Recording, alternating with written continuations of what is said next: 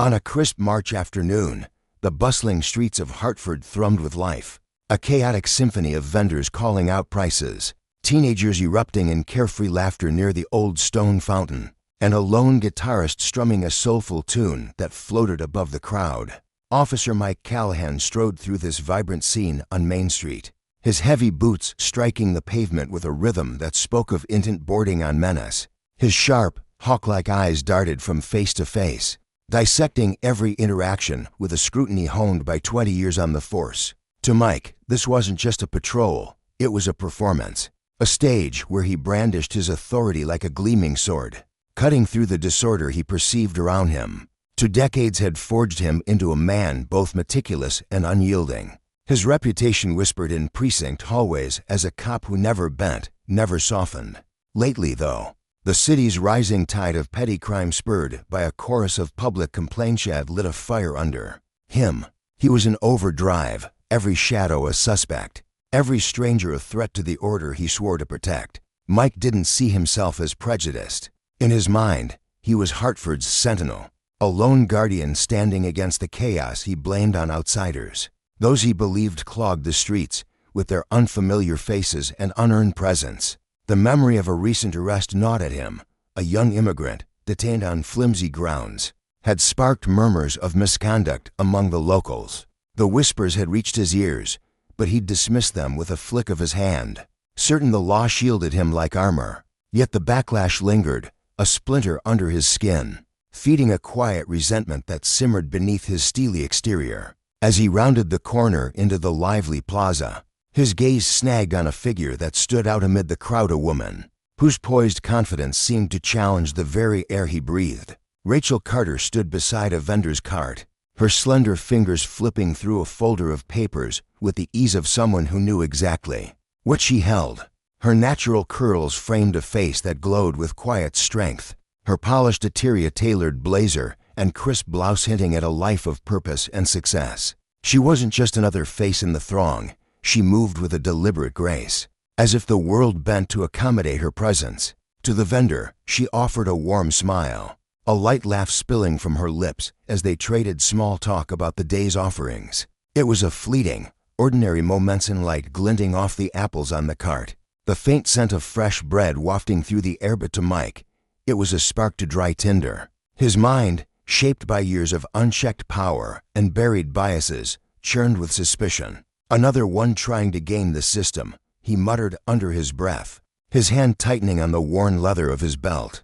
To him, Hartford wasn't her place, not in the way he saw it, not with her dark skin and self-assured stride. Rachel didn't notice him at first, her focus on the vendor's cheerful banter. But Mike's approach was impossible to ignore. His broad shoulders squared, his badge catching the light.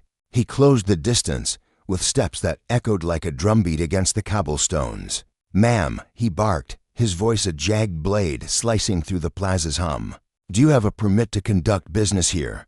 The words hit Rachel like a cold gust, her head snapping up, brows knitting in confusion. "Excuse me," she replied, her tone steady but tinged with disbelief. "I'm not conducting business." Mike's eyes narrowed, his patience already fraying. "I don't need excuses," he snapped, jabbing a finger at the folder in her hands. "What's in there?" "Identification, permits, hand it over." Rachel straightened, her posture a silent defiance, though her heart gave a quick, uneasy thud. "This is my work folder," she said firmly, her voice a calm anchor in the rising storm. "I don't see how it concerns you, officer." Mike's jaw clenched, a muscle twitching beneath his weathered skin. "Hand it over," he repeated, his tone dropping to a growl. "Refusal to comply can lead to consequences." The air thickened with tension, a ripple of unease spreading through the nearby crowd. Pedestrians slowed their steps, heads turning, eyes widening as the confrontation unfolded. Rachel's mind raced. Is he doing this? What's his angle? But she sensed the futility of resistance. With a reluctant breath, she extended the folder, her grip lingering a moment before releasing it into his grasp. Mike snatched it without a word, his movements rough and impatient. He flipped through the contents, contracts, memos, a neatly printed work, Prometheus eyes scanning each page with theatrical disdain. For a fleeting second, it seemed the encounter might end there. A petty power play resolved by proof of her legitimacy. But then his lips twisted into a smirk, a dark glint flickering in his gaze. He held up the work permit, turning it in the light as if inspecting a counterfeit bill. Before his fingers tightened and tore it in half, the sound of shredding paper cut through the plaza like a gunshot. Silencing the chatter around them, Rachel lurched forward, her voice breaking free in a rush of shock and fury. "What are you doing?" she exclaimed, her hands trembling with the effort to hold herself together. "Operating without proper documentation is a violation," Mike said, his tone smug, almost gleeful. As he tossed the torn pieces to the ground, they fluttered down like fallen leaves, landing in a puddle near the vendor's cart. "That's a legal document," Rachel shot back, her voice rising, sharp and unyielding. "You have no right." "I have every right," Mike interrupted, stepping closer, his shadow swallowing the sunlight around her. "If you're here without paperwork, you'll answer for it." Her outrage boiled over, her fists clenching at her sides as she fought the urge to scream. Around them, the crowd stirred murmurs growing into a low hum, phones emerging from pockets to capture the scene.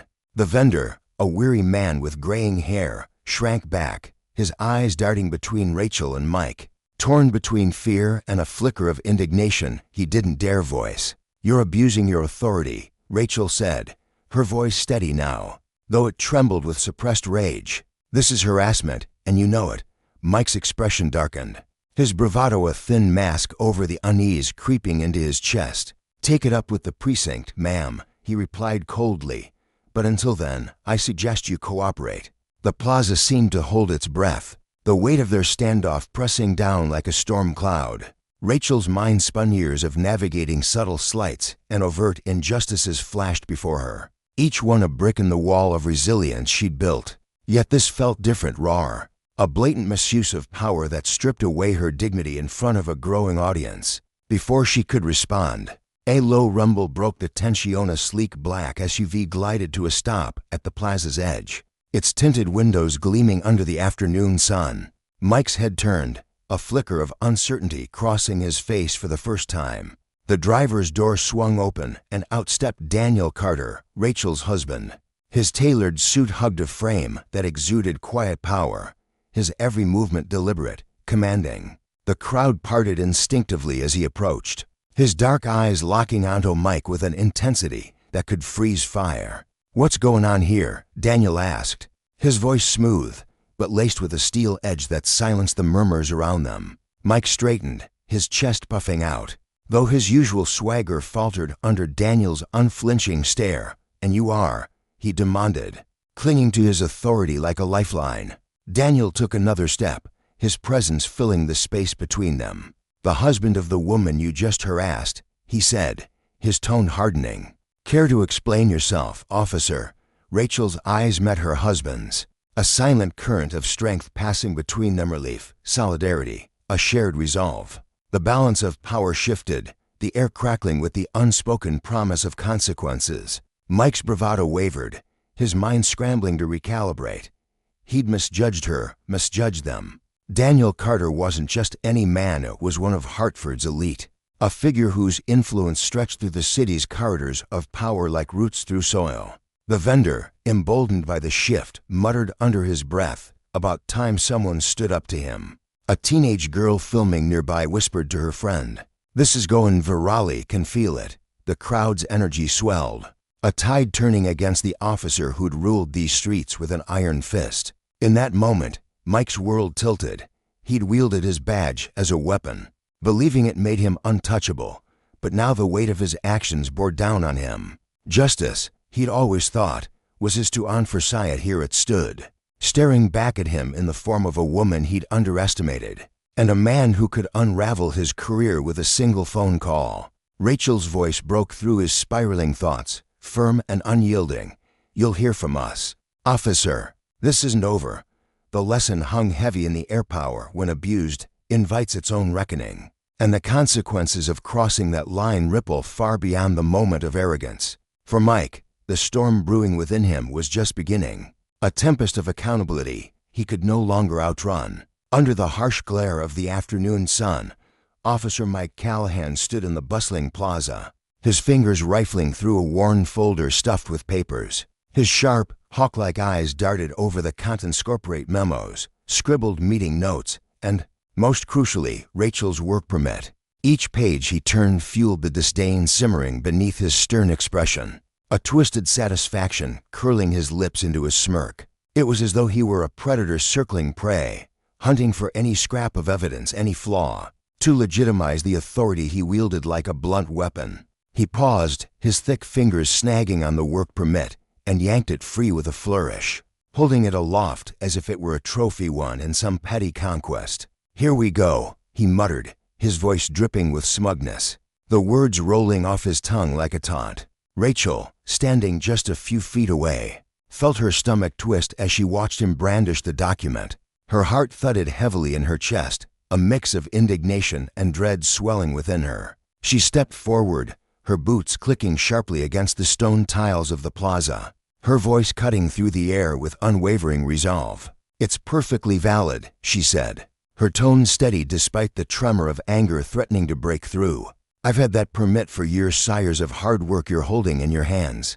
Her dark eyes locked onto his, daring him to contradict her, though beneath her defiance lingered a quiet fear of what he might do next. Mike barely acknowledged her words, his broad shoulders squared as he tilted his head, his condescension palpable in the way he waved her off like an annoying fly. "Well, we'll just see about that," he drawled, his voice thick with arrogance. Before Rachel could muster another protest, he acted. With a slow, deliberate motion, he gripped the permit between his calloused hands and tore it apart. The sharp, grating sound of ripping paper sliced through the hum of the plaza, a jagged noise that seemed to freeze time itself. The two halves fluttered to the ground like wounded birds, landing in a pitiful heap at his feet.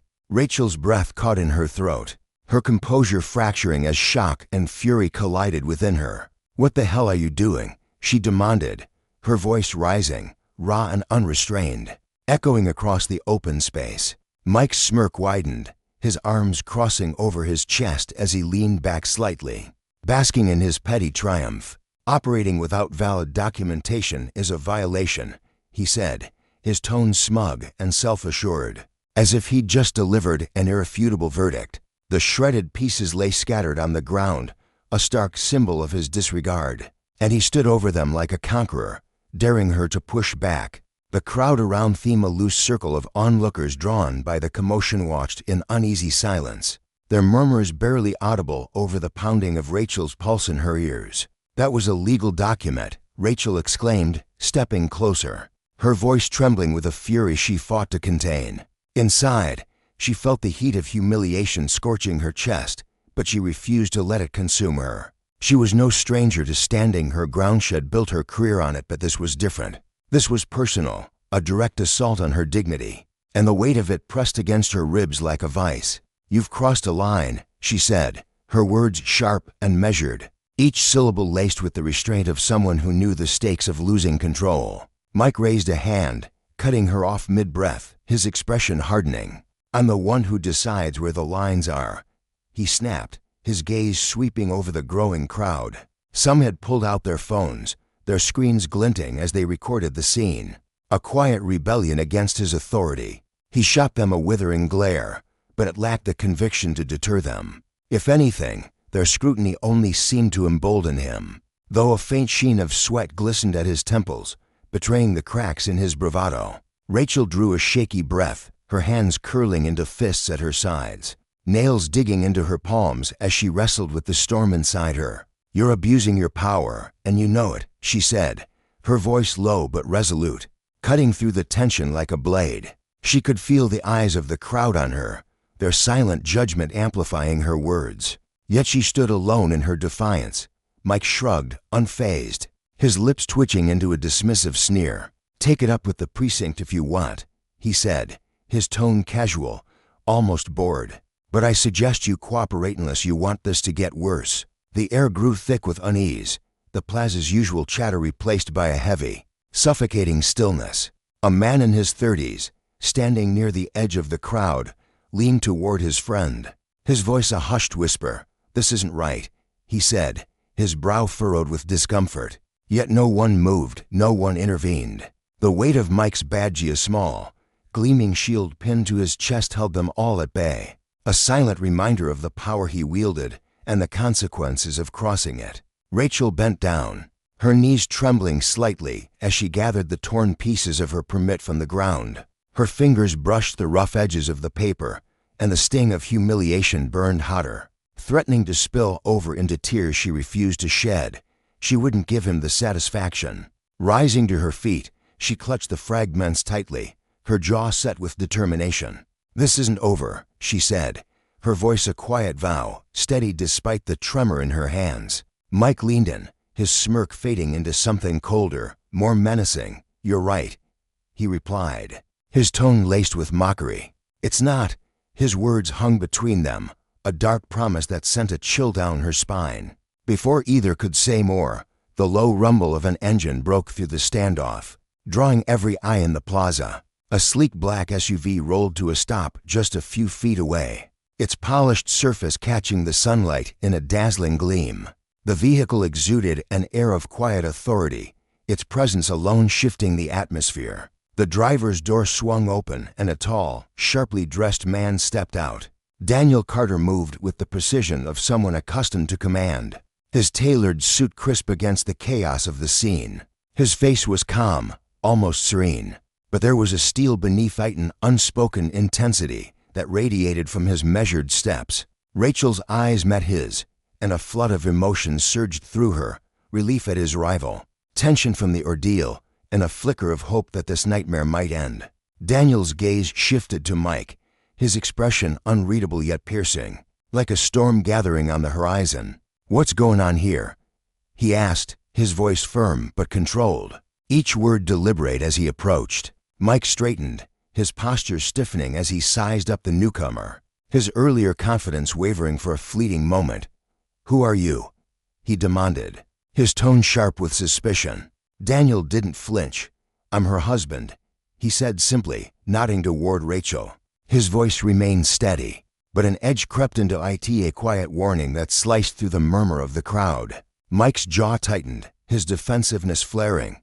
"Well, your wife here was found without proper documentation," he said, his words clipped. "She's in violation." "That's a lie," Rachel interjected, her voice regaining its strength as she turned to Daniel. Her words tumbled out in a rush, urgent and precise. "He tore up my work permit, me legal permit, for no reason." She held up the shredded pieces, her hands trembling slightly as she fought to keep her composure. Daniel's expression darkened, his eyes narrowing as he absorbed her words.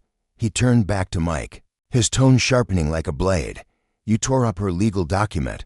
On what grounds?" Mike hesitated, a flicker of uncertainty flashing across his face before he masked it with bravado. "It didn't look valid," he said, his voice firm but hollow. Daniel's brows lifted, his tone rising just enough to sting. "And you thought it was your job to destroy it?" Mike bristled, sweat beading at his temples. "I was following protocol," he shot back, though the words rang false, a desperate grasp at justification. Daniel stepped closer, his presence towering over Mike, casting a shadow that seemed to shrink the officer's bravado. "You're abusing your authority," he said, his voice low and lethal, each word weighted with accusation. "You're not just harassing an innocent woman, you are humiliating yourself and this entire department." The crowd's murmurs grew louder, emboldened by Daniel's unwavering stance. Phones remained raised, their lenses capturing every tense second, a silent jury bearing witness to the unraveling scene. Mike opened his mouth to retort, but the words faltered, caught in his throat. For the first time, he seemed to feel the shift power slipping from his grasp, the crowd's judgment pressing in. Daniel turned to Rachel, his tone softening, though his eyes still burned with resolve. "Are you okay?" She nodded, her jaw clenched tight. "I'm fine," she said, gesturing to the torn permit in her hand. "But this isn't." Daniel's gaze hardened as he faced Mike again. "This isn't over," he said, his voice echoing Rachel's earlier defiance. "Not by a long shot." The plaza buzzed with electric tension, the air crackling as the confrontation teetered on the edge. Mike, for all his bluster, found himself outmatched not just by Daniel's composure, but by the weight of justice beginning to tip against him. The lesson was clear: Power, when abused, carried consequences that no badge could shield. And as the crowd watched, their silence spoke volumes, a collective demand for accountability that would not be ignored. The air in the plaza was thick with tension, a simmering heat that seemed to pulse through the gathered crowd. Officer Mike Callahan stood rigid, his broad shoulders squared as he faced Rachel Carter, his jaw tightening with every passing second. His eyes, once steady with the confidence of authority, now flickered with something darker, irritation, perhaps, or the slow burn of defiance. "I've done my job, ma'am," he said, his voice clipped and cold, each word landing like a stone dropped into still water. "If you've got a problem with how the law works, that's on you, not me." His tone carried the weight of someone who believed his badge was an impenetrable shield, a justification for every action, no matter how reckless. Rachel stood her ground, her posture unyielding despite the storm brewing around her. Her hands trembled slightly, not from fear, but from the fury coursing through her veins. She could still feel the sting of humiliation from moments earlier, when Mike had snatched her work permit from her grasp and torn it to shreds with a smirk, as if her rights were nothing more than paper to be discarded.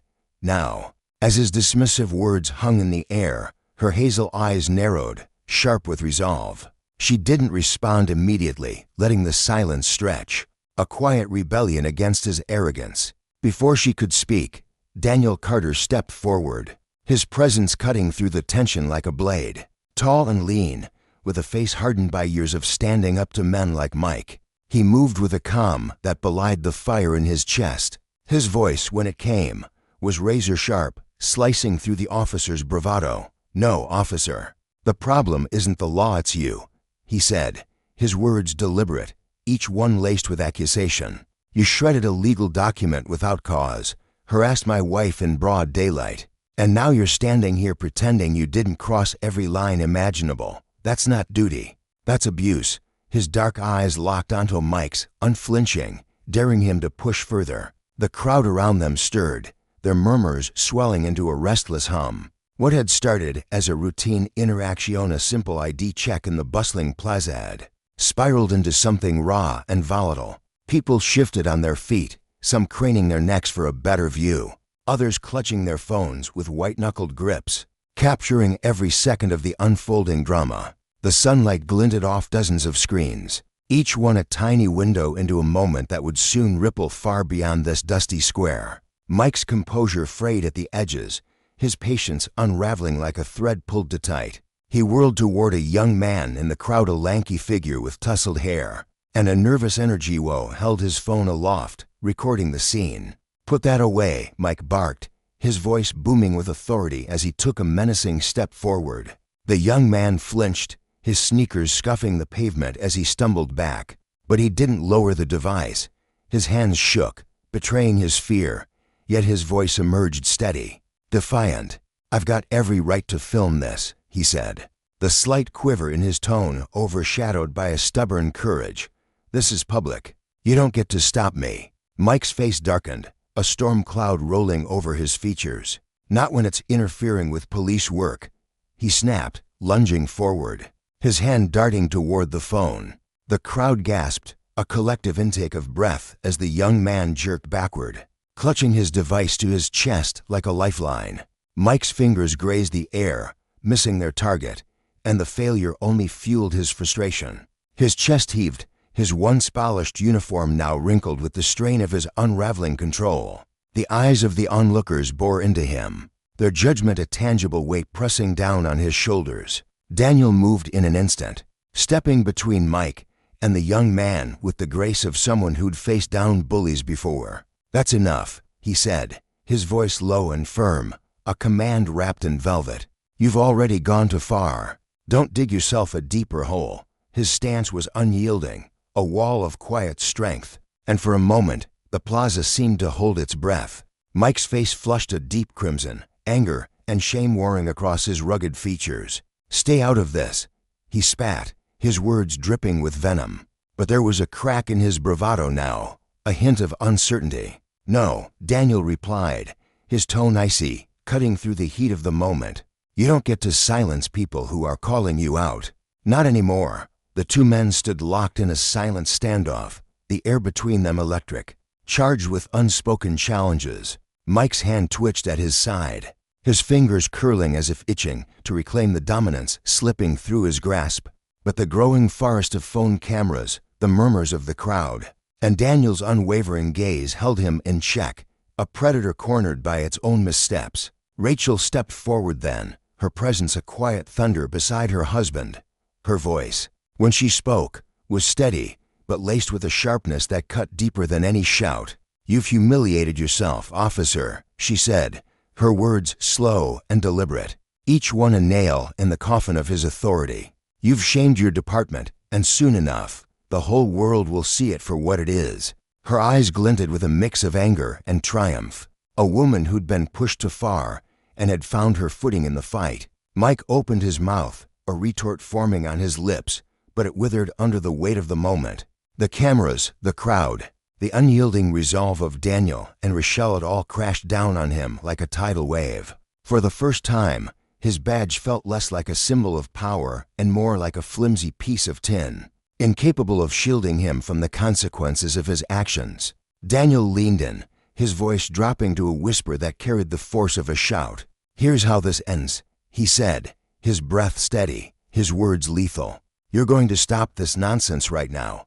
Then you're going to face what you've done. If you think you're walking away from this clean, you're living in a fantasy." Mike stared at him, his breath ragged, his fists clenched so tightly his knuckles whitened. The crowd was no longer just onlookers, they were witnesses, their phones transforming them into a chorus of silent judges. Without another word, Mike turned sharply on his heel, his boots striking the pavement with a hollow thud as he stormed off. His back was stiff, his pride wounded, but the confrontation had ended at least for now. Daniel turned to Rachel, his hand finding her shoulder, a gentle anchor in the chaos. "You okay?" he asked, his voice softening, concern etching lines into his brow. She nodded, though her jaw remained tight, her anger still simmering beneath the surface. "I'll be fine," she said, her tone resolute. "But this isn't over." Daniel met her gaze, his expression hardening with determination. "No, it's not," he agreed, "and I'll make damn sure it isn't." Around them, the crowd began to thin, their voices a tangle of outrage and disbelief as they drifted away. But the phones stayed out, their recordings already uploading to the vast expanse of the internet. The plaza might have emptied, but the story was just beginning. Within hours, the videos exploded online, a wildfire of footage from every angle. Mike tearing Rachel's permit, his sneer as he dismissed her, his lunge for the young man's phone, and the icy resolve of Daniel's stand. The raw emotion captured in those shaky clips, Rachel's quiet defiance, Daniel's steely calm, Mike's unraveling arrogance gripped the nation. By nightfall, hashtags like Justice for Rachel and Reform Hartford blazed across social media, trending nationwide as thousands of comments flooded in.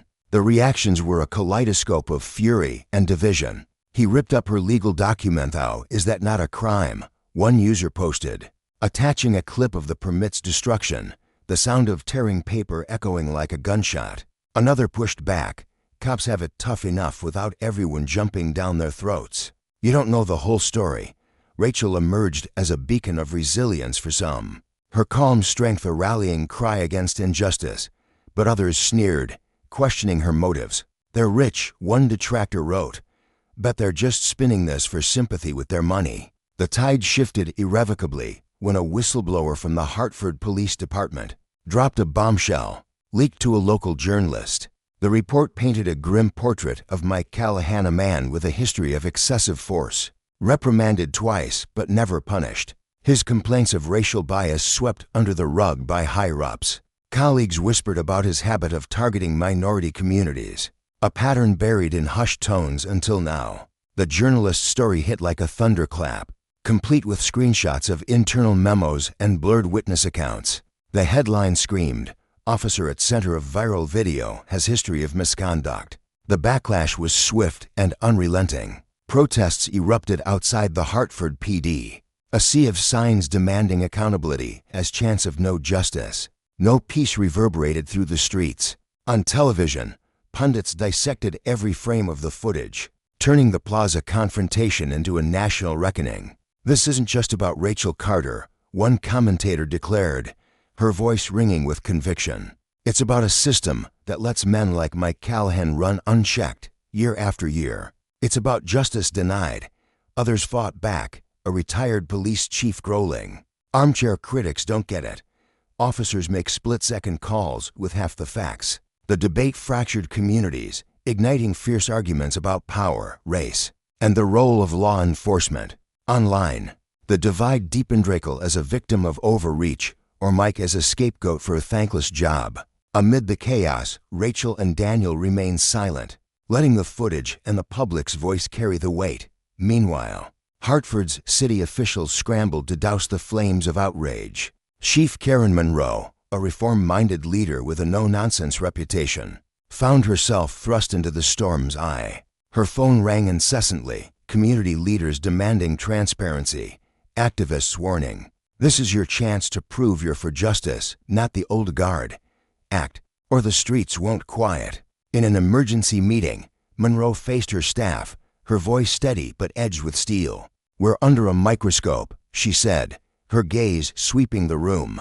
"If we don't respond with truth, with action, this department won't just lose trust. It'll lose everything." Outside, the protests grew louder, the videos replayed endlessly, and the lesson sank in. Power unchecked breeds consequence, and justice, once awakened, demands its due. As dusk painted the sky over Hartford with streaks of orange and purple, the city churned with a restless energy, a simmering pot ready to boil over. The air was thick with the weight of betrayal, the kind that seeps into the bones of a community when trust shatters. Protesters lined the streets outside the police station, their voices hoarse but unwavering, clutching signs that screamed justice for Rachel and stop police abuse in bold, jagged letters. Their faces tear-streaked, others hardened with resolve reflected a shared fury that had been brewing for years, now ignited by the viral videos of Rachel Carter's confrontation with Officer Mike Callahan. Inside the precinct, Chief Karen Monroe sat alone in her office, the hum of her desk lamp the only sound cutting through the silence. Her uniform, crisp and pristine, felt like armor against the storm raging beyond her walls. As the first black woman to helm the Hartford Police Department, she'd faced scrutiny before, but this was a crucible. Her dark eyes scanned the latest reports, each word a fresh wound exposing the rot within her ranks. Leaked documents had begun to surface like ghosts rising from unmarked graves, revealing a pattern of complaints swept under the rug, a culture that shielded officers while the public's faith eroded. She clenched her jaw, her fingers tightening around the pen in her hand. Justice, she thought, wasn't just a word, it was a promise she'd sworn to keep. The next morning, the press conference room buzzed like a hive, a chaotic symphony of clicking cameras and overlapping voices. Reporters jostled for space, their eyes sharp with hunger for the next headline. Karen stepped up to the podium, her posture rigid, her expression a mask of steel. She could feel the weight of every gaze, the unspoken questions hanging heavy in the air. Would she falter? Would she bend? Without a preamble, she launched into her statement, her voice steady and commanding. "The incident involving Officer Mike Callahan and Mrs. Rachel Carter does not reflect the values of this department," she declared, her words slicing through the clamor. "Effective immediately. Officer Callahan has been placed on administrative leave pending a full investigation." The room exploded, a barrage of shouted questions pelting her like hail. She raised a hand, silencing them with the authority she'd earned through years of battles. "We take these allegations seriously. This department is committed to transparency and accountability. No one, not even those sworn to uphold the law, is above it." Her tone was resolute, but beneath it, a flicker of doubt gnawed at her. Words were easy, the real test lay ahead. As she stepped away from the podium, her phone vibrated incessantly in her pocket. Calls from city officials, messages from outraged citizens. The city wasn't just watching her, it was demanding her soul. Back at the precinct, the conference room was a battlefield of its own. Karen faced a divided force, the air thick with tension that crackled like static. On one side stood officers weary of the old ways, their eyes pleading for change, their shoulders slumped under the weight of a tarnished badge. On the other, a knot of grizzled veterans, their faces etched with defiance, saw any move toward accountability as a dagger in their backs. Captain Ron Peterson, a man whose decades of service had carved deep lines into his weathered face, broke the silence first. "Chief, I respect what you're trying to do," he said, his voice gravelly but measured. "But putting Callahan on leave, it sends the wrong signal. It makes us look weak, like we're caving to the mob." His gray eyes locked onto hers, daring her to flinch.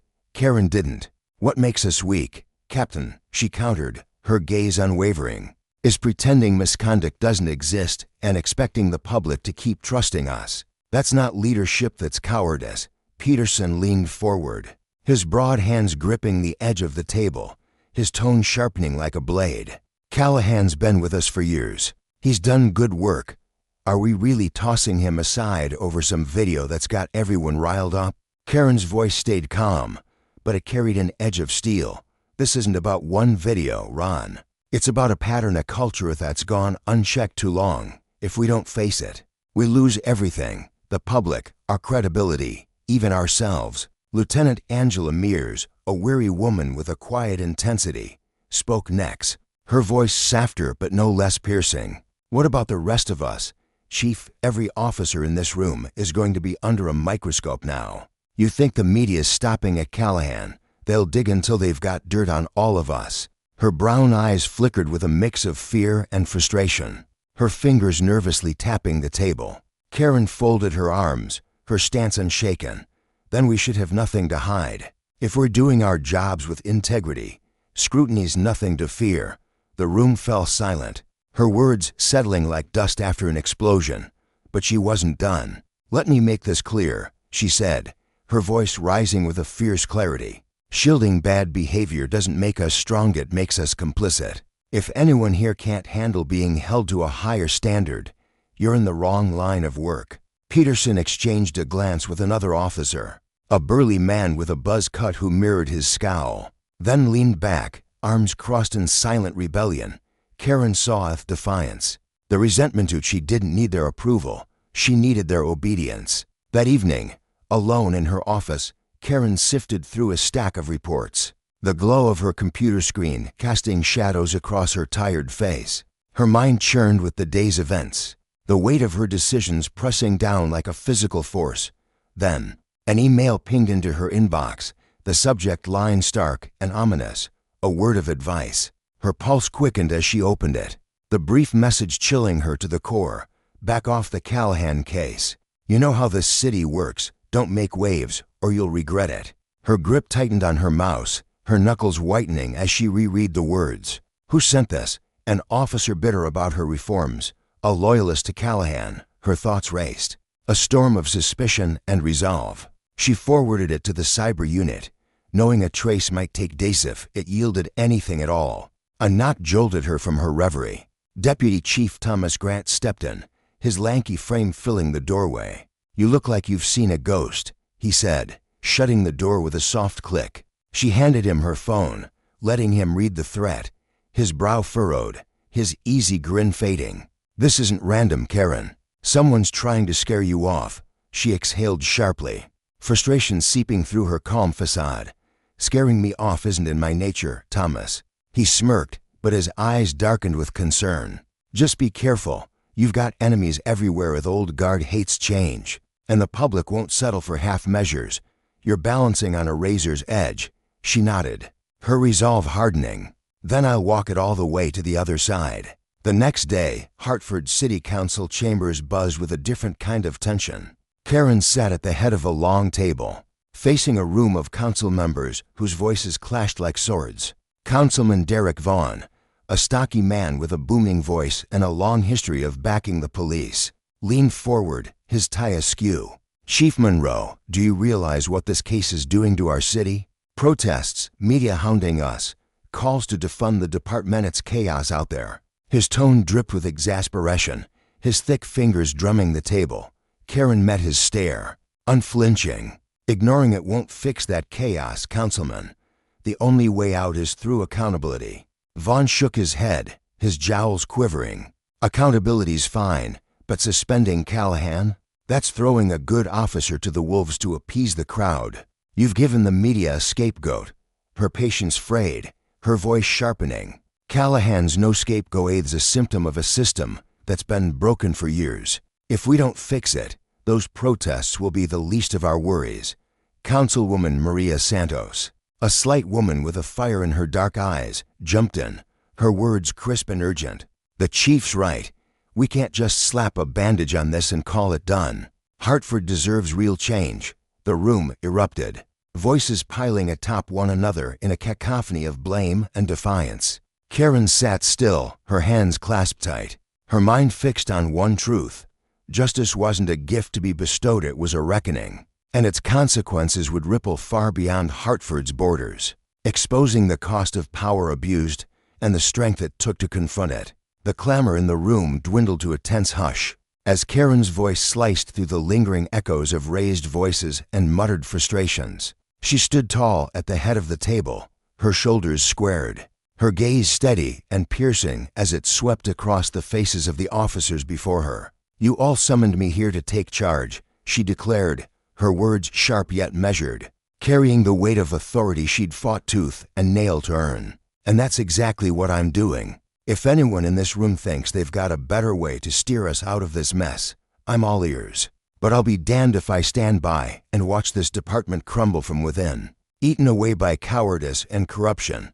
Her chest tightened as she spoke, the burden of leadership pressing down on her like a physical force, but she refused to let it show. She couldn't afford to falter, not now, not when so much hung in the balance. The silence that followed was heavy, almost suffocating. Val, a weary man with a perpetual scowl etched into his weathered face, averted his eyes, his lips twitching as he grumbled something unintelligible under his breath. His fingers drummed nervously against the edge of the table, betraying the unease he tried so hard to mask with his usual bravado. Across from him, Santos, a broad-shouldered officer with a quiet strength, caught Karen's eye and offered a subtle nod, a flicker of solidarity that felt like a lifeline in the sea of skepticism surrounding her. It wasn't much, but it was enough to keep her grounded. Later, back at the precinct, Karen retreated to a dimly lit conference room with her legal team.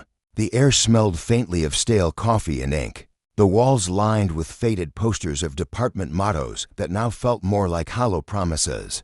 She leaned over a sprawl of documents, her fingers tracing the edges of reports and legal briefs as she hashed out the final details of the investigation. Every decision weighed heavily on her mind. She knew the tightrope she walked, pushed too aggressively, and the officers she relied on would turn their backs, leaving her isolated and powerless. Ease up too much, and the public, already restless and distrustful, would see her as just another cog in a broken machine. Her head throbbed with the strain of it all, but beneath the exhaustion, a fire still burned. This wasn't just about cleaning up a single mess, it was about restoring the honor of the badge, pinned to her chest, a symbol she'd once believed in with every fiber of her being. As the meeting wrapped up, Karen sank back into her chair, the creak of the worn leather echoing in the quiet room. Her legal advisors shuffled out, their footsteps fading down the hall, leaving her alone with her thoughts. Fatigue clawed at her, tugging at the edges of her resolve.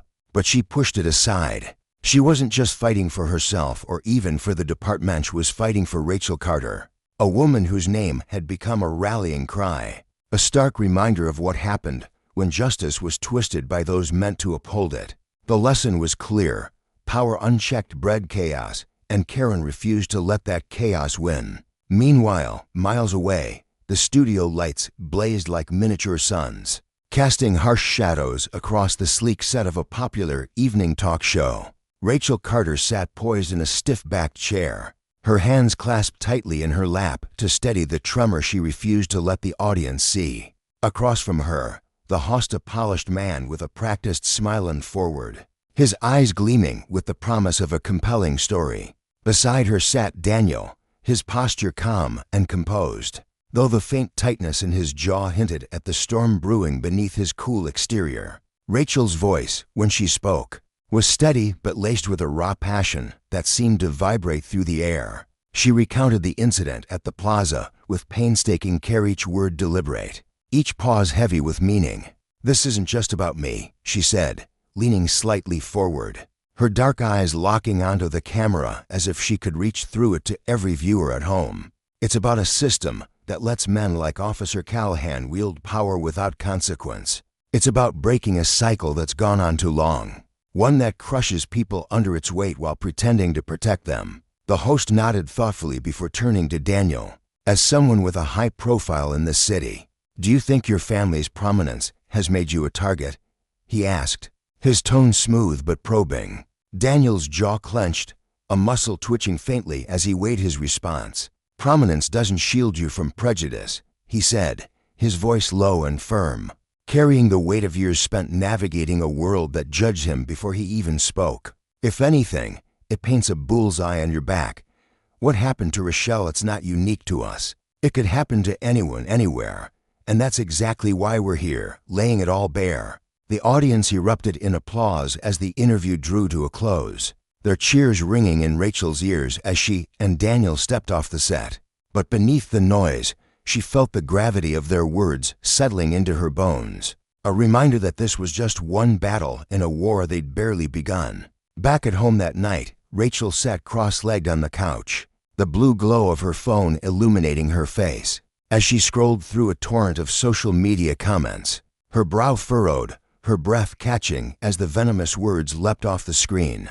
"You're just fishing for attention," one sneered, the letters practically dripping with disdain. "Callahan was doing his job, quit playing the victim." Another snapped. Her inbox was a darker abyss, brimming with messages that ranged from snide jabs to chilling threats. One email stopped her cold. "We know where you live. Shut your mouth, or you'll wish you had." Her hands trembled as she closed the message, her pulse racing, a cold sweat prickling her skin. She sensed Daniel before she heard him, his quiet footsteps pausing behind her. "Are you still reading that garbage?" he asked, his voice tight with worry, though he tried to soften it with care. "I can't just pretend it's not there," Rachel replied, turning to face him, her eyes blazing with defiance despite the fear gnawing at her insides. "This is what people think. Daniel, this is the reality we're fighting against." He frowned, his broad shoulders tensing as he stepped closer. "Giving them your energy is exactly what they want," he countered, his tone sharper now. "Let me handle it, or security team can know." She cut him off, her voice rising with a fierceness that surprised even her. "This isn't just about staying safe. It's about changing how people see this, and I can't do that by hiding." Their gazes locked, the air between them crackling with unspoken fears and stubborn resolve. Daniel exhaled sharply, dragging a hand through his hair, his frustration palpable. "Rachel, I get it, but there's a line between courage and recklessness. I'm not losing you to this." The next morning, that line blurred further. A member of their security team, a burly man named Marcus with a scar tracing his left cheek, intercepted a stranger loitering near their home. The man clutched a sign scrawled with hateful slogans, his wild eyes darting as he muttered to himself. But it was the glint of a knife tucked into his waistband that sent a chill through Marcus's seasoned nerves. He detained the man with swift, practiced efficiency, calling the police as backup. By the time Daniel's phone buzzed with the news, he was halfway through a meeting downtown. He abandoned it without a second thought, his heart pounding as he sped home. He found Rachel in the living room, her expression calm, but her hands clasped tightly together as Marcus briefed them. "He didn't get close," Marcus assured them, his deep voice steady. "Cops have him now." Daniel whirled on Rachel, his fears spilling over. "This is what I've been saying. What if he'd gotten inside? What if, but he didn't," she interrupted, her voice even but unyielding. "And I'm not letting this stop me." His voice rose, cracking with emotion. "This isn't just about you, Rachel. It's about us, our familiar safety. You've got to see the bigger picture." Her eyes flashed, a spark of anger igniting. "I am seeing it. That's why I won't let fear gag me. If we back down, they wouldn't. You get that?" The room fell silent, the tension so thick it seemed to pulse. Daniel turned away, muttering something bitter as he stalked off, leaving Rachel staring after him, her resolve unshaken but her heart aching. Later, alone in her office, Rachel replayed their clash in her mind. She understood Daniel's terror, felt it too, deep in her gut, but retreating wasn't an option. Her phone buzzed, snapping her out of her reverie. A text from an unknown number. Stay strong. We're with you. Simple words, but they hit her like a lifeline, reigniting the fire she'd nearly let flicker out. She opened her laptop, her fingers flying across the keys as she drafted a statement for their next public move. Each word a brick in the wall she was building against injustice. That evening, the silence at the dinner table was deafening. Rachel and Daniel sat across from each other, the clink of forks against plates the only sound breaking the stillness. Finally, Daniel set his fork down, his voice quiet but earnest. "I don't want to keep fighting you." She looked up, her expression softening, the hard edges of her determination giving way to something gentler. "I don't either. But we can't stop, not now. We just need to do it together." He nodded slowly, a reluctant smile tugging at his lips. "Together. Then, but smart, no reckless moves." "Agreed," she said, her own smile faint but real. The next day, they stood shoulder to shoulder on the steps of City Hall, facing a throng of reporters and supporters. The wind whipped through the crowd, carrying the faint scent of rain as Rachel's voice rang out, clear and unwavering. "This isn't about one moment, one officer, or one department. It's about a system that's rotting at its core, and it's about people standing up to demand better. We won't stop until change is real." Daniel took the mic next, his tone steady and resolute. "We're calling on leaders here in Hartford and beyond to listen, to act, to hold power accountable. This fight belongs to all of us." The crowd roared, their energy a balm to Rachel's weary spirit. For the first time in days, she felt the weight lift, if only a little. Their resolve only grew as the days passed, their voices amplified by a swelling tide of public support. In Hartford's Central Square, a protest bloomed, a peaceful sea of hundreds clutching signs that read "Justice for Rachel" and "Reform Now." Chants of no justice, no peace rolled through the streets, bouncing off the gray stone buildings that loomed overhead. Rachel and Daniel stood at the edge, watching the crowd with a mix of awe and determination. Nearby, a smaller knot of counter-protesters waved signs of their own support the police.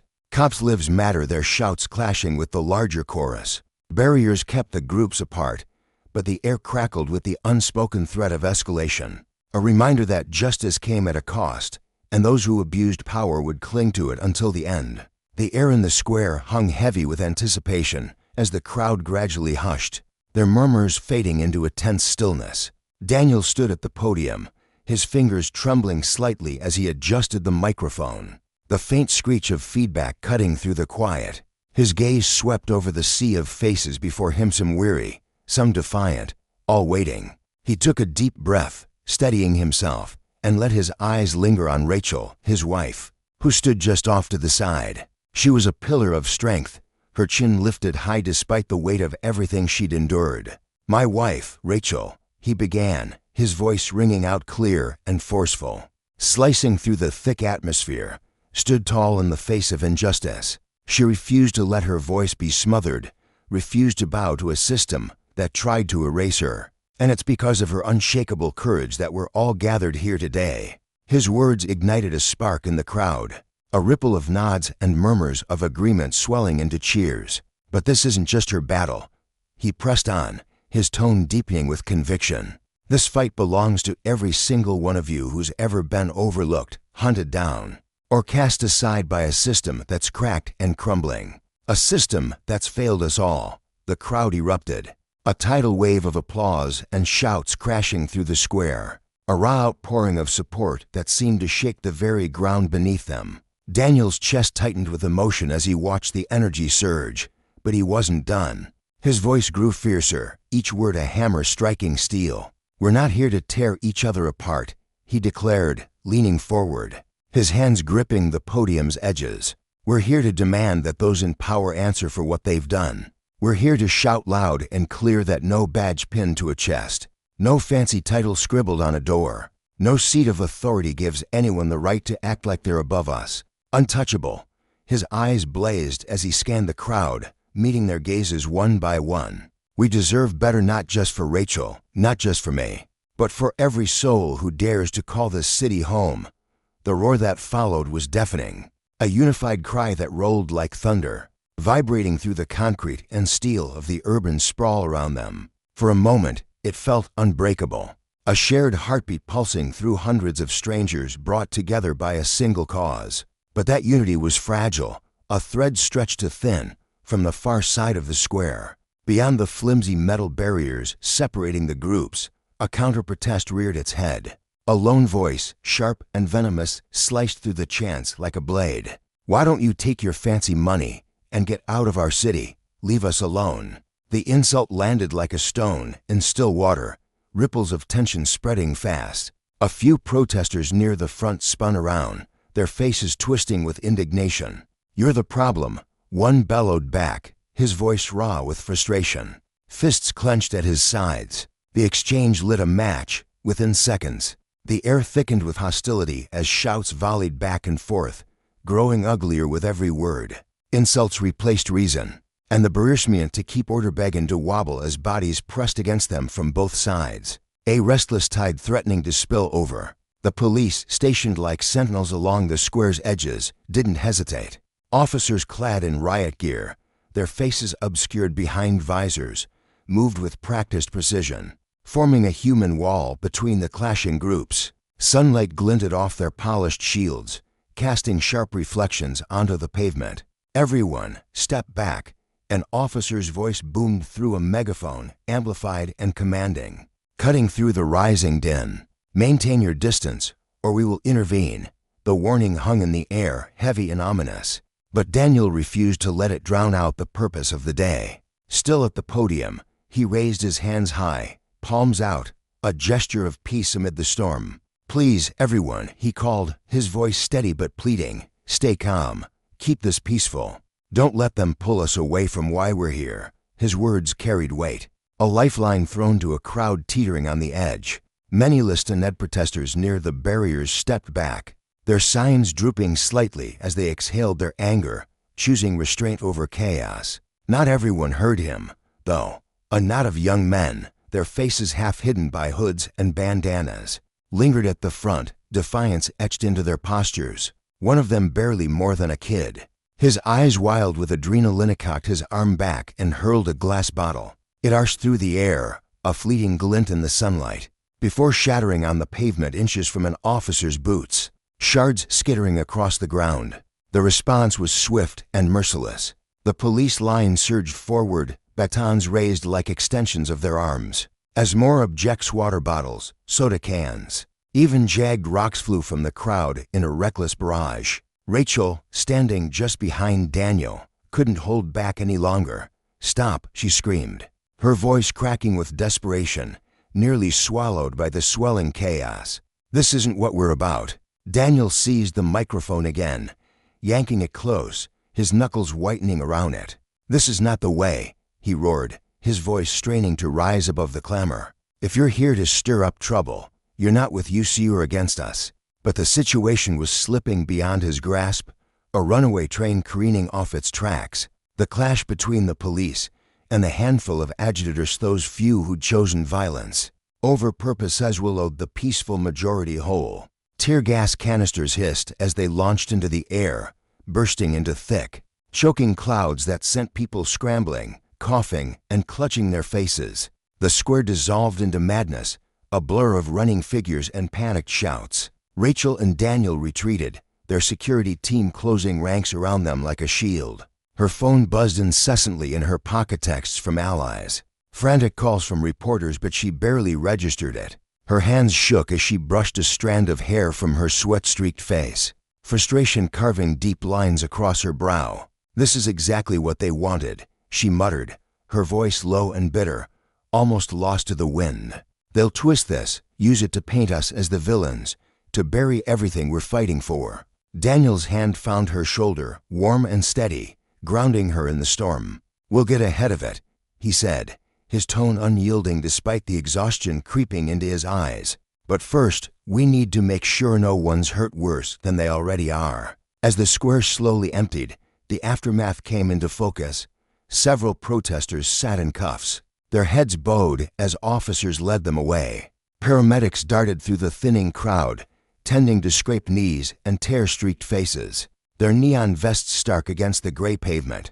News crews swarmed like vultures, cameras zeroing in on every arrest, every clash. their lenses hungry for the next headline.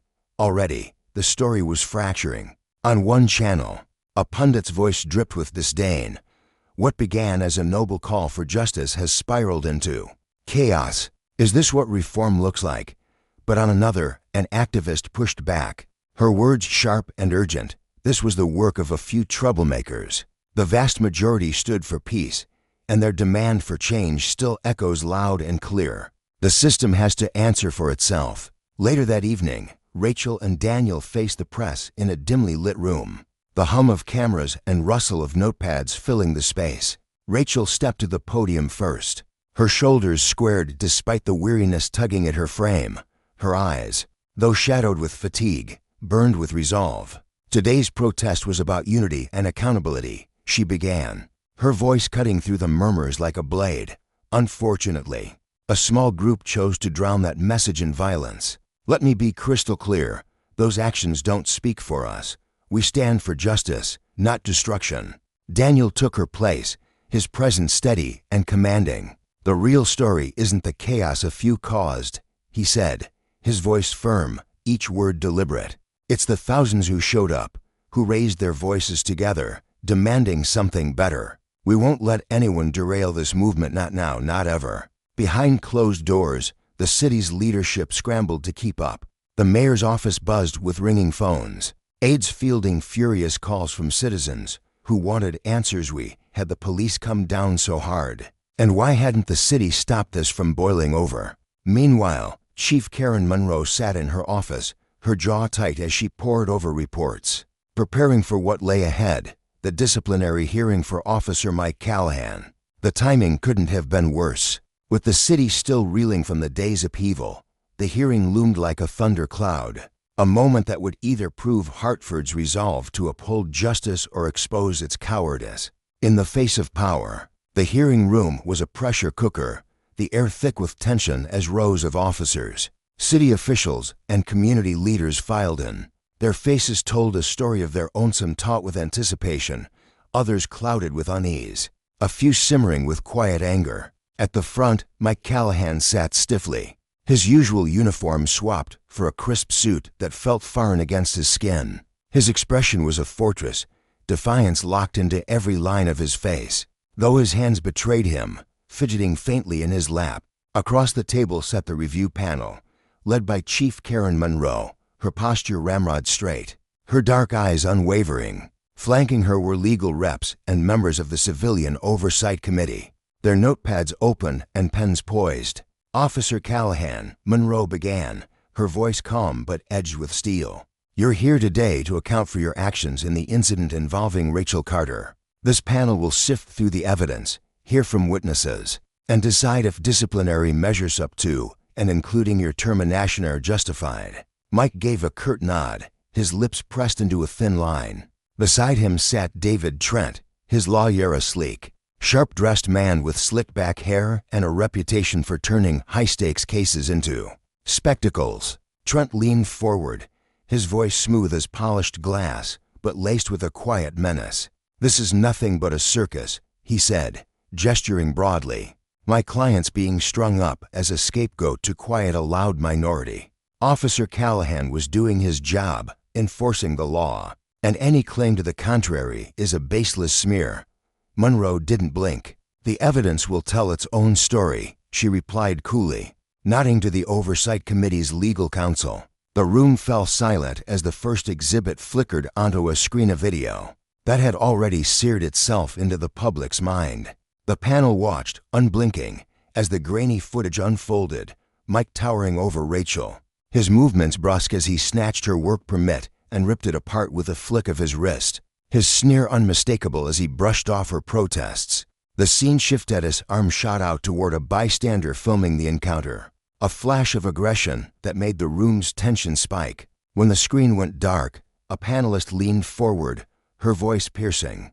Do you deny what we just saw, Officer Callahan? Mike cleared his throat, the sound rough in the stillness. No, he said, his tone tight, clipped, but context matters. I was following orders regulations in a high-crime zone. Her paperwork looked off, and I reacted how I was trained. Another panelist cut in, her words sharp as a whip, You destroyed a legal document.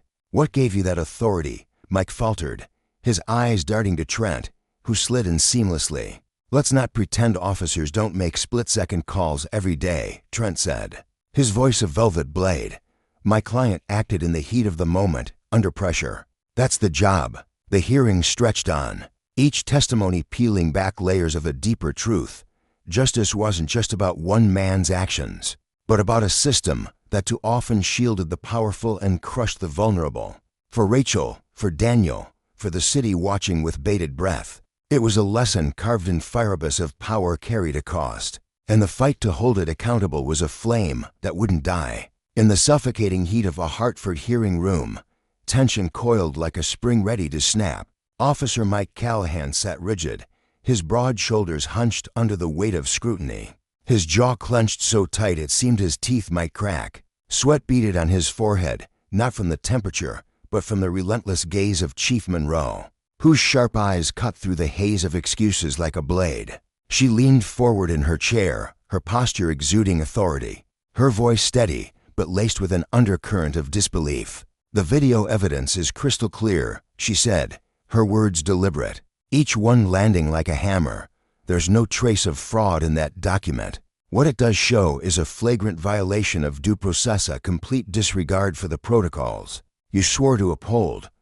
How do you explain that, Officer Callahan? Mike's attorney, Trent, a weary man with a slick suit and a sharper tongue, shifted in his seat, his mind racing for a foothold in the crumbling defense. He'd coached Mike for this moment, but the officer's composure was fraying. Mike's hands balled into fists beneath the table, his knuckles whitening as he wrestled with the urge to lash out. He'd always seen himself as a protector, a man who stood between order and chaos in a city that teetered on the edge. Now, every eye in the room painted him as the villain, and the sting of that betrayal burned deeper than he'd admit. The hearing rolled on, and the testimonies began to pour in like a flood breaching a dam. Bystanders, sordid people who'd been at the plaza that day, stepped forward, their voices trembling with a mix of fear and conviction. A middle-aged woman with tired eyes and a faded coat clutched her purse as she spoke. Rachel Carter wasn't doing a thing wrong, she said, her tone firm despite the quiver in her hands.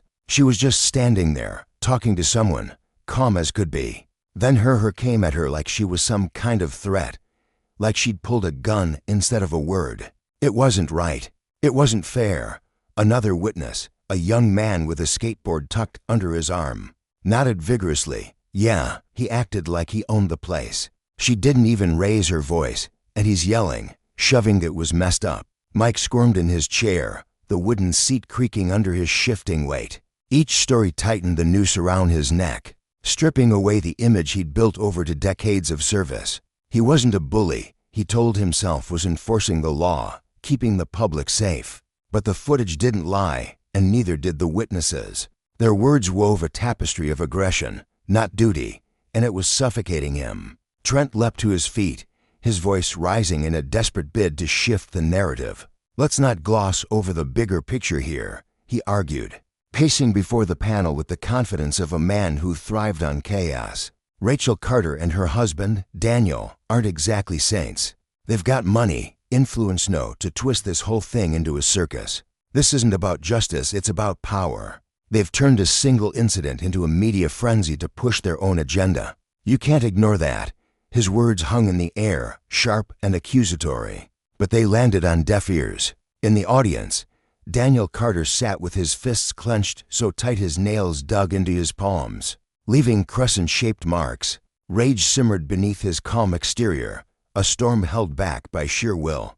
Beside him, Rachel rested a hand on his arm, her touch light but firm, a silent plea for restraint.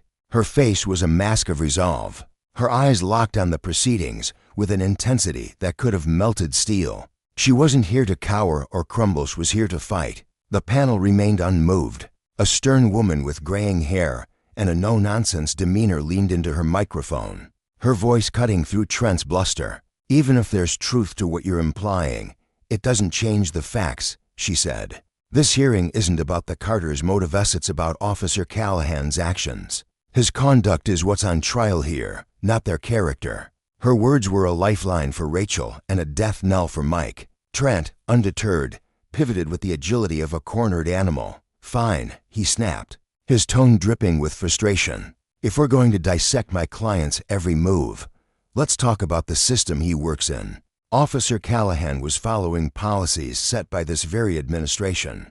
You want accountability? Look higher up the chain. The problem starts with the department, not just one man. He shot a pointed glance at Chief Monroe, daring her to take the bait. The chief's expression darkened, her lips pressing into a thin line. "This isn't a game of deflection, counselor," she said, her voice cold as ice. "We're here to determine what happened in that plaza, who's responsible and why. Stay on task." Her authority filled the room, a force that brooked no argument. As the hours dragged on, the evidence against Mike piled higher, an avalanche he couldn't outrun. The final blow came when an internal review was unveiled. Its findings laid bare like a wound torn open. Complaints against him stretched back years, allegations of excessive force, racial bias, patterns of aggression that painted a picture far uglier than a single bad day. Most had been swept under the rug, dismissed without so much as a cursory glance. But the sheer volume was undeniable now. A panel member, his face etched with disappointment, addressed Mike directly. "Officer Callahan, this isn't an isolated misstep. Your record shows a consistent disregard for fairness, for respect, very principles this department stands for. How do you reconcile that?" Mike's facade shattered. He surged to his feet, his chair scraping loudly against the floor. 20 years, he roared, his voice raw with indignation. "I've given the city 20 damn years, put my life on the line more times than you can count. And this is what I get for doing my job."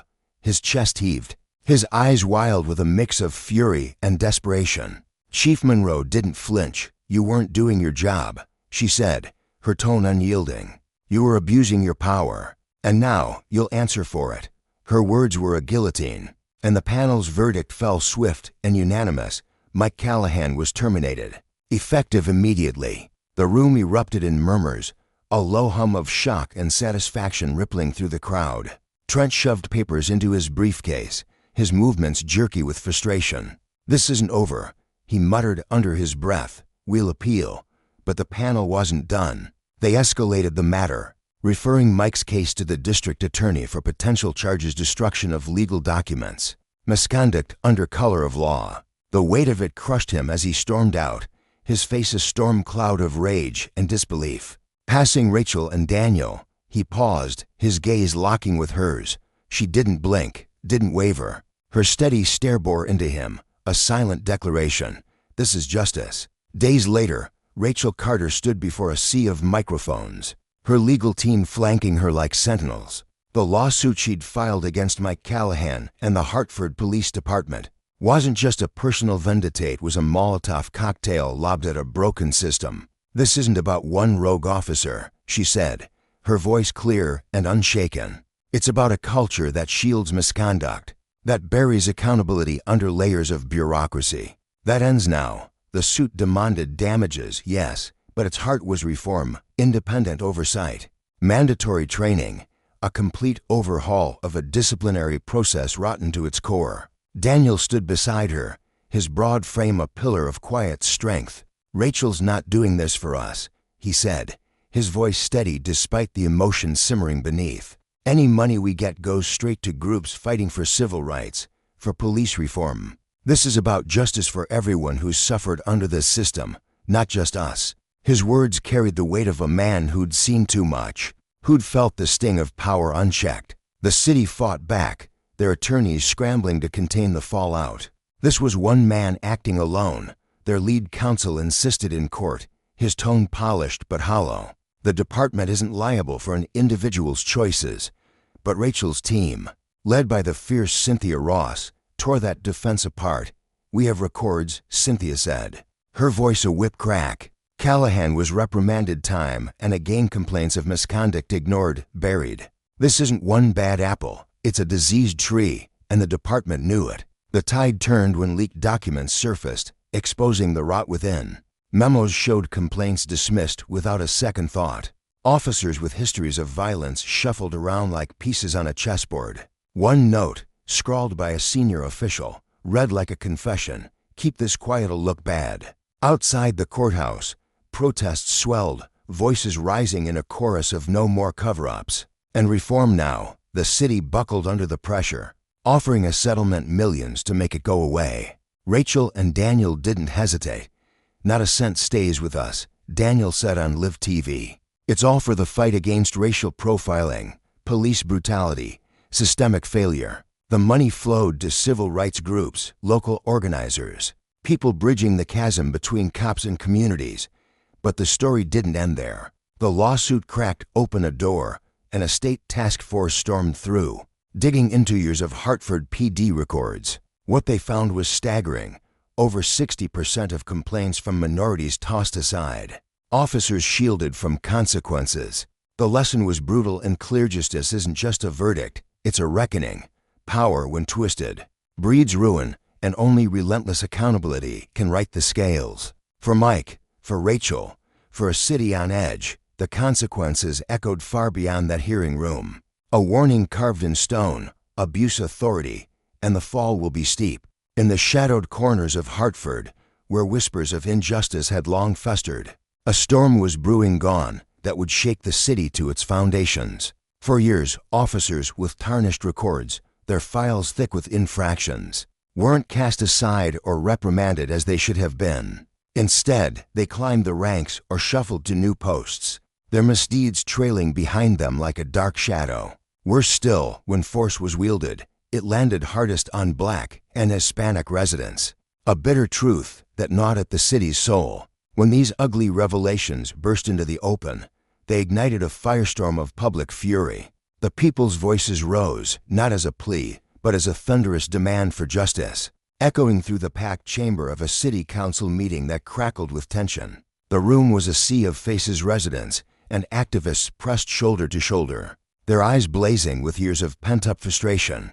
One speaker, a weary man with a voice that trembled not from fear but from raw emotion, stepped forward. "We're done with empty words," he declared, his hands clenched into fists as if gripping the last threads of his patience. "We don't just want promises to soothe us, we want action. Fire the ones who've stained this department, rip out the rot, and rebuild it from the ashes." His words hung heavy in the air, met with a roar of agreement that reverberated off the walls. Chief Karen Monroe stood before the council, a woman weathered by the weight of her role. The lines on her face told stories of sleepless nights and battles fought within the precinct's walls. She could feel the heat of every gaze boring into her, the unspoken accusations pressing against her chest. "This department has stumbled, failed in ways I can't deny," she said, her voice steady but laced with a quiet shame. "But I refuse to believe it's beyond saving. Today, we turn the page. Accountability will be our cornerstone, transparency our shield."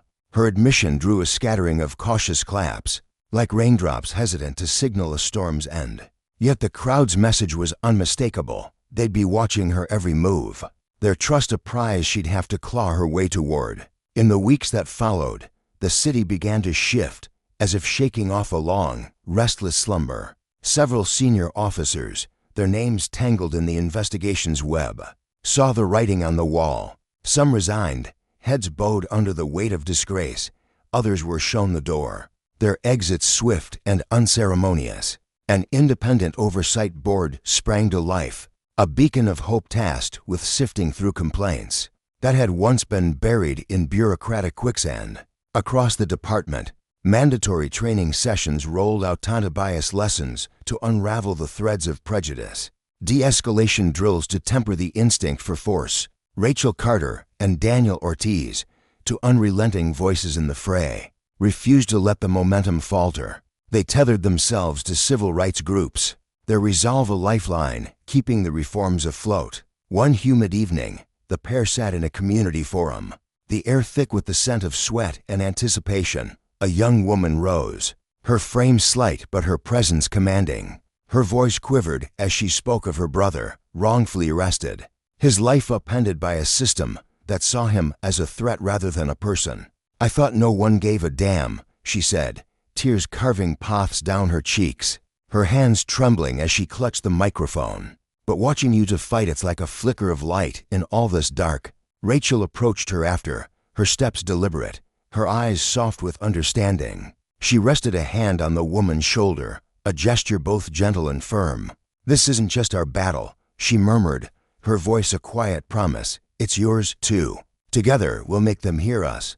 The woman nodded, a spark of hope igniting behind her tears. The fallout from Rachel's case was a seismic jolt, rattling Hartford's core. Evidence of systemic rot, decades of ignored complaints, patterns of brutality pulled high, fueling a rage that forced city leaders to act with a speed they'd rarely shown. Promises of reform, once hollow as a drum, now carried weight, backed by plans that could be measured and enforced.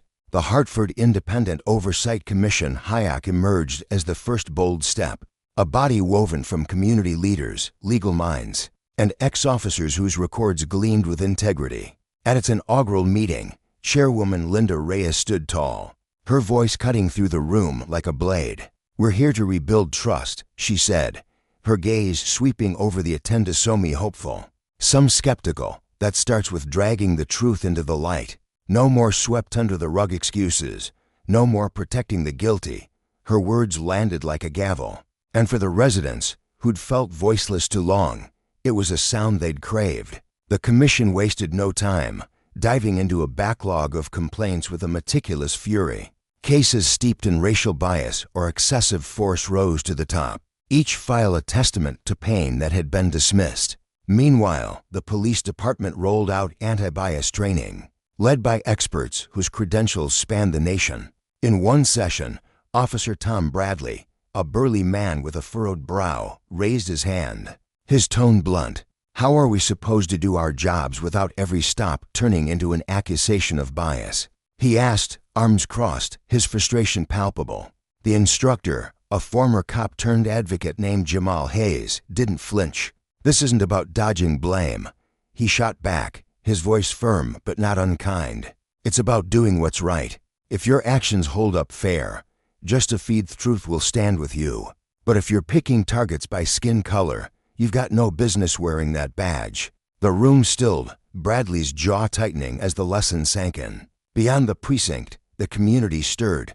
Weekly town halls became a battleground of words, where officers and citizens faced off sometimes with anger, sometimes with tentative hope.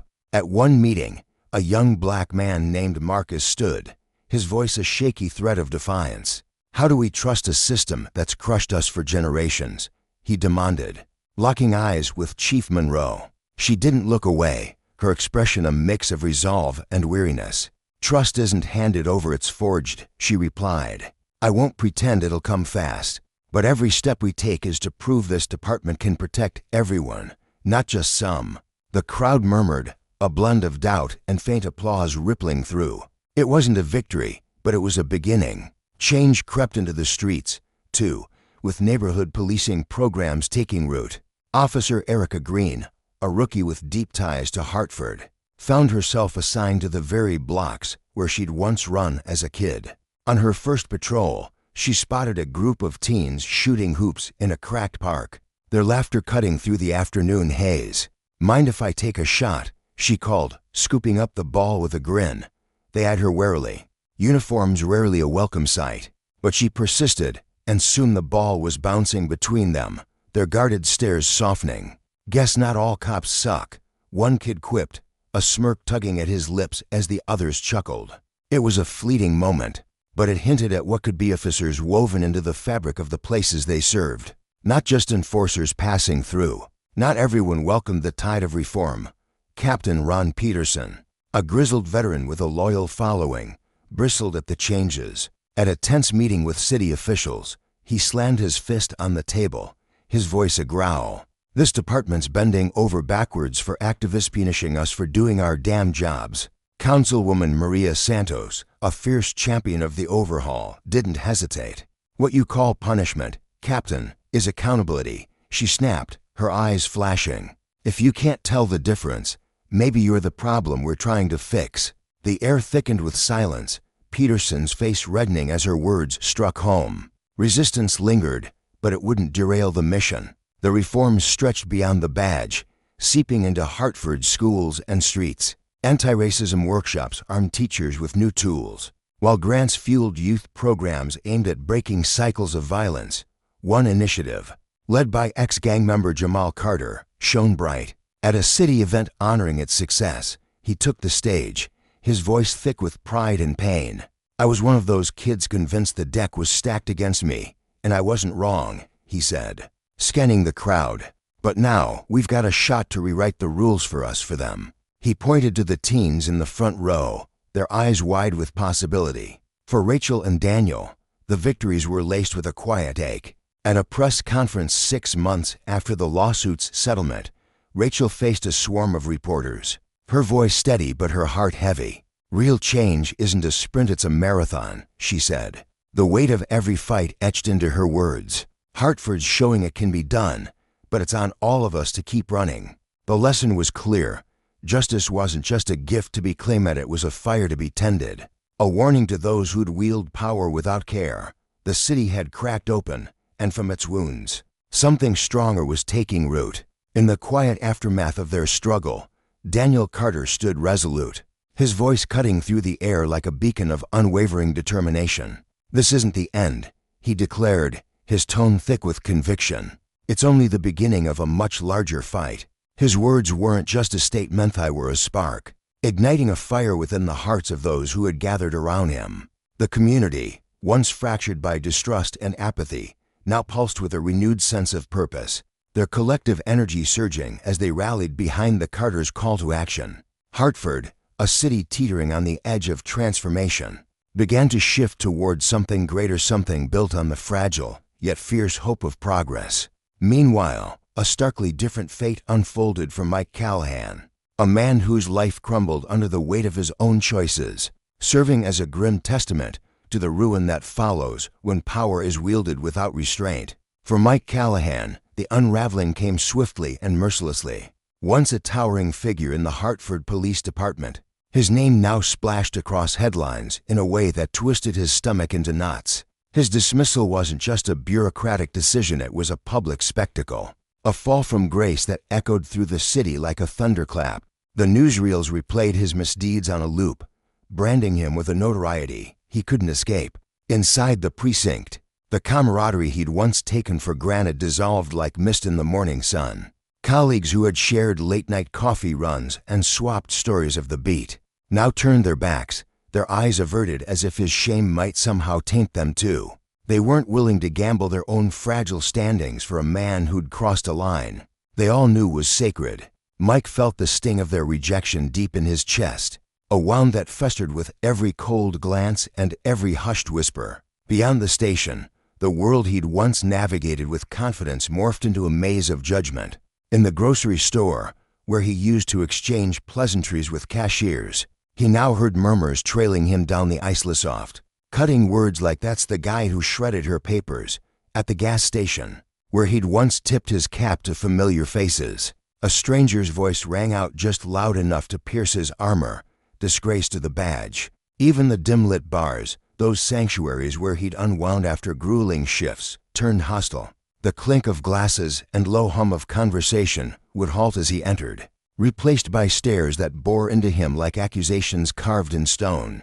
At first, Mike's temper flared, a simmering rage bubbling beneath his weathered skin. He'd clench his fists, his jaw tight, ready to snap back at the world that dared to judge him.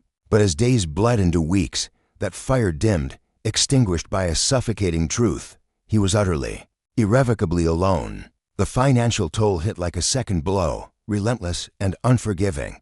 Without his badge, the steady paycheck vanished, and the legal battles drained what little he'd tucked away. Disciplinary hearings chewed through his savings, and the civil lawsuit loomed like a storm cloud, its demands piling up alongside the unpaid bills cluttering his kitchen table.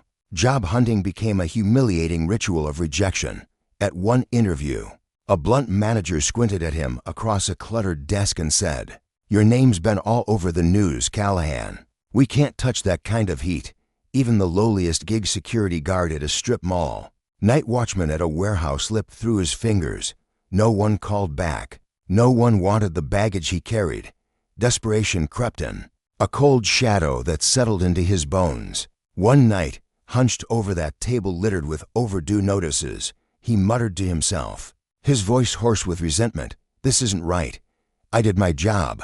I followed the damn rules. They're the ones who screwed me, but the words felt hollow, a flimsy shield against the reality closing in. That bitterness soon curdled into something darker, a venomous obsession that fixed its sights on Rachel and Daniel Carter.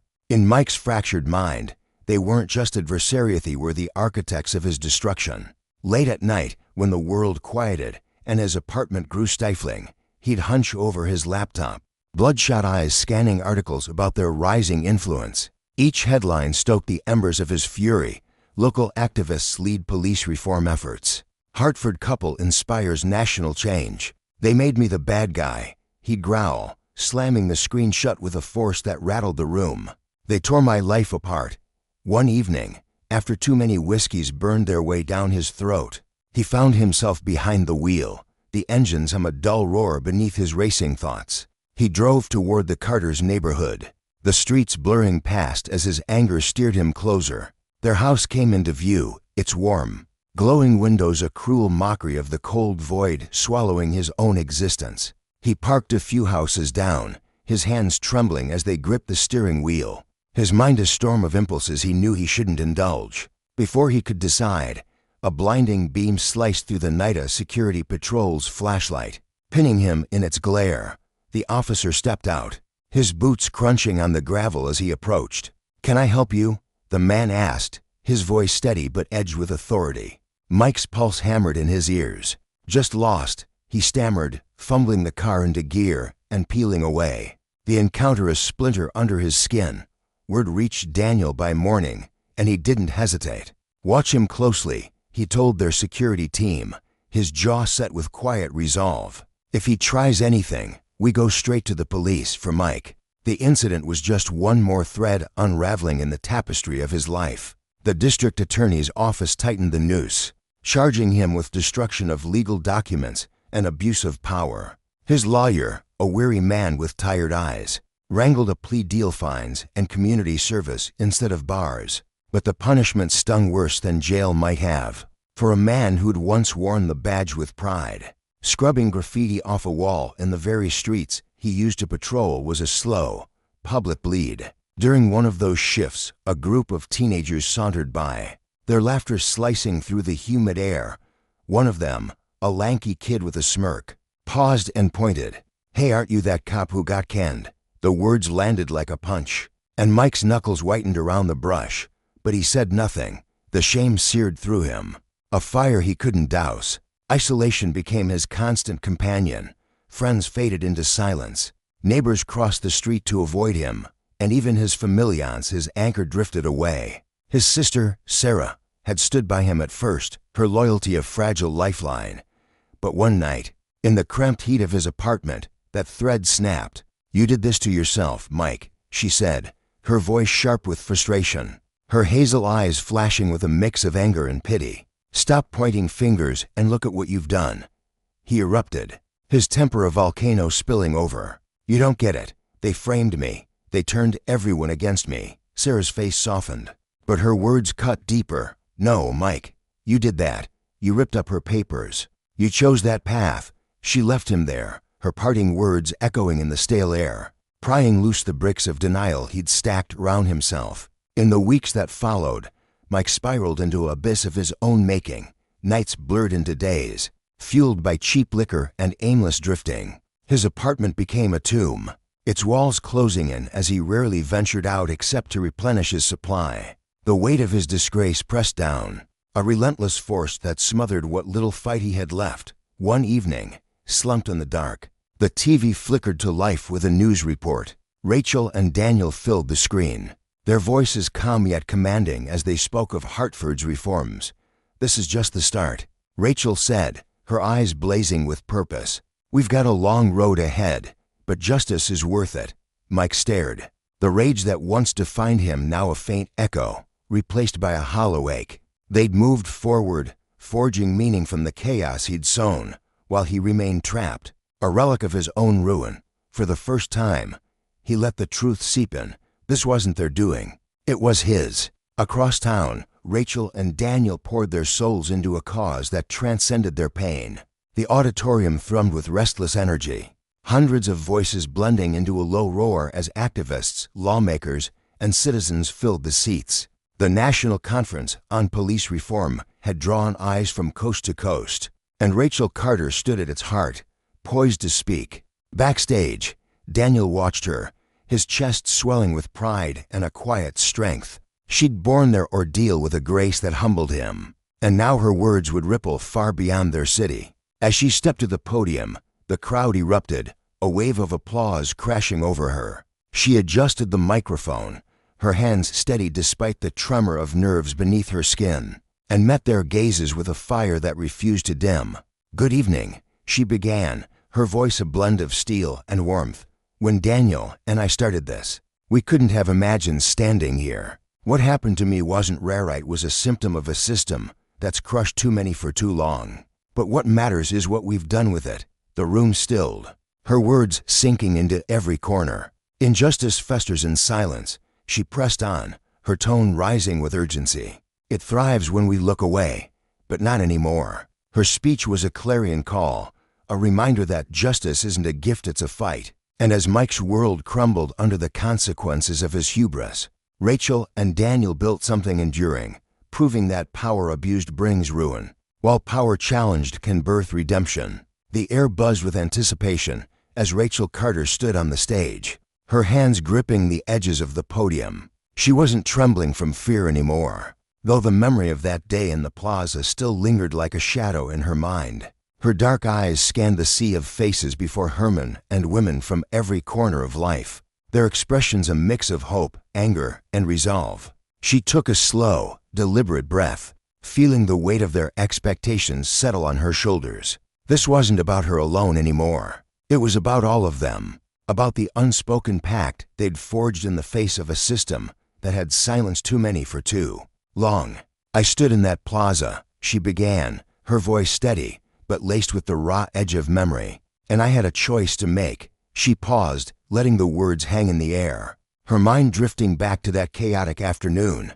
The shouts, the sting of tear gas, the cold indifference of the officers who'd shoved her to the ground, it all flooded back. She could have let it break her. Anger had clawed at her chest, tempting her to lash out or retreat into bitterness.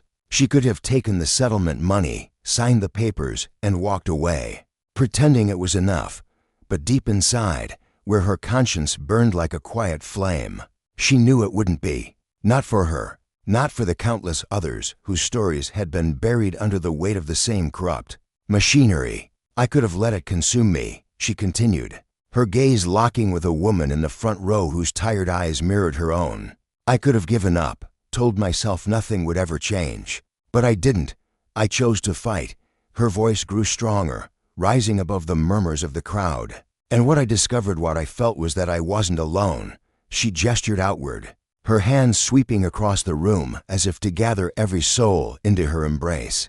"You were there with me. People from every walk of life, teachers, mechanics, mothers, students, standing shoulder to shoulder, demanding answers, demanding justice. That's the power we hold. That's the strength of community." Her words weren't just a story, they were a spark, igniting something fierce and unyielding in the hearts of those who listened.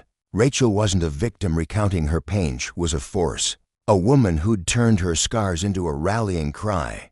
"The reforms in Hartford," she told them, "were only the first step. We've seen progress," she said, her tone softening as she thought of the late-night meetings, the stacks of reports, the slow grind of change.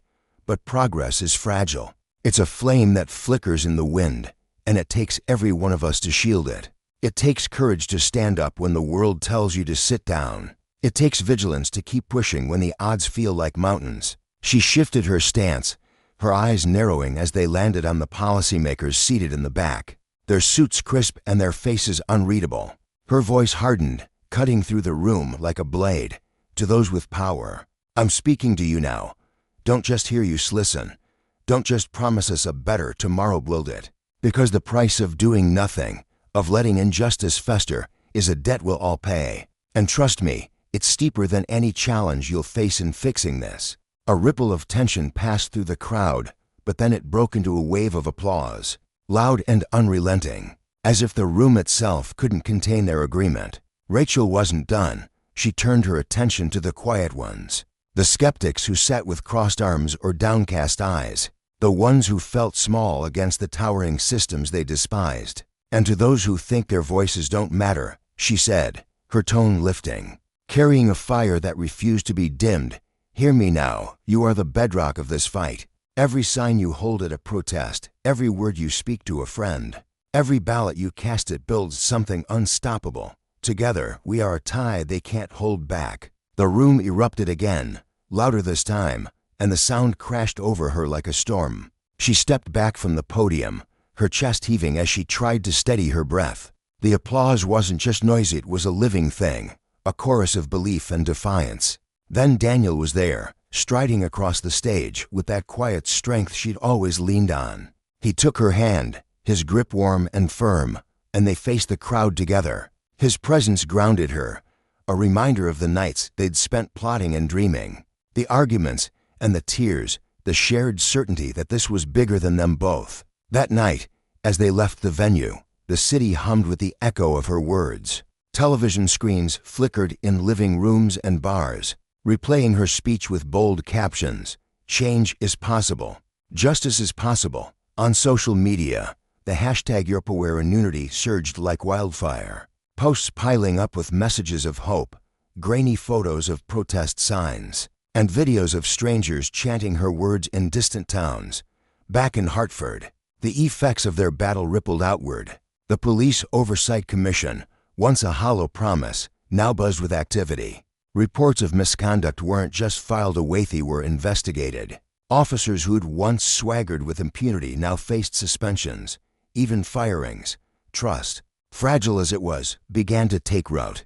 At neighborhood meetings, uniformed men and women sat awkwardly among residents, their notebooks open, their mouths shut, listening as people spoke of fears and frustrations they'd held for years. A woman who'd once crossed the street to avoid a patrol car now lingered to ask questions, her voice tentative but growing bolder with every word. One humid evening, at a community barbecue, a small boy with wide eyes and a mop of curls shuffled up to Rachel. He clutched a crumpled piece of paper in his fist, his sneakers scuffing the dirt. "Are you the lady from TV?" he asked, his voice barely above a whisper. Rachel knelt down, the grass cool against her knees, and offered him a smile that felt like sunlight breaking through clouds. "I am," she said gently. "What's your name?" "Marcus," he mumbled, thrusting the paper toward her. It was a drawing to stick figures on a stage, one with long hair and a microphone, the other standing tall beside her. Rachel's breath caught, her throat tightening as she traced the shaky lines with her fingertip. "This is beautiful, Marcus," she managed, her voice thick. "Thank you." He beamed, then darted back to his friends, leaving her kneeling there, the paper trembling in her hands. It was a quiet moment, but it roared with meaning. This was why she'd fought, not just for herself, not just for now, but for kids like Marcus, for a world where they'd never have to fear the people meant to protect them. Months later, the invitation came, a roundtable at the White House, a chance to sit with lawmakers and advocates from across the country. Rachel and Daniel walked the marble halls, their footsteps echoing, their exhaustion warring with a stubborn flicker of hope. In the meeting, a senator with silver hair and a skeptical frown leaned toward Rachel. "What's the biggest lesson from Hartford?" he asked, his pen poised over a notepad. She didn't flinch. "That change begins when people stop swallowing their silence," she said, her voice clear and unflinching. "It's slow, it's messy, and it's hard as hell. But when we stand together, even the deepest roots of injustice can be pulled up." That evening, back in Hartford, they sat on their porch, the city sprawling before them like a quilt of lights and shadows. Daniel turned to her, his eyes soft in the dim glow. "You've become a symbol, you know," he said, his voice low and proud. Rachel shook her head, her lips curving into a tired smile. "I don't want that," she replied, leaning against the railing. "I want to be part of something that outlives USA movement, that keeps growing, keeps fighting." He reached for her hand, squeezing it gently. "You are," he said simply, and she knew he was right. Their story wasn't just about that day in the plaza or the speech that shook a nation. It was about the slow, stubborn power of people refusing to bend. It was about justice not as a distant dream, but as a fire stoked by unity, a flame that burned brighter with every voice that joined it. It was a lesson carved deep. When power is abused, when trust is shattered, the consequences ripple far beyond the guilty. But when people rise together, those ripples can become a wave, washing away what's broken and leaving room for something better. Rachel and Daniel Carter didn't just fight for Hartford, they lit a torch for anyone willing to carry it. And in the end, that was the truest measure of their victory.